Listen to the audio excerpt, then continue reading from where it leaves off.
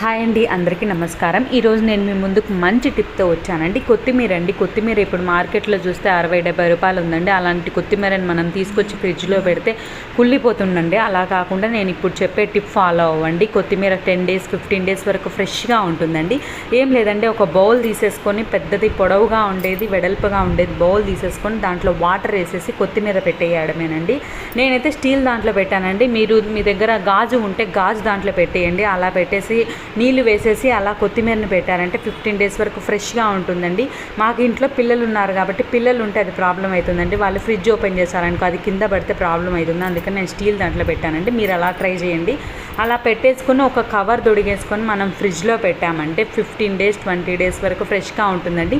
దాని లోపల నీళ్లు పోసాం కదండి, ఆ నీళ్ళు అనేవి అయిపోతాయేమో అప్పుడప్పుడు చూసుకొని నీళ్లు కొంచెం వేసేసుకుంటే సరిపోతుందండి.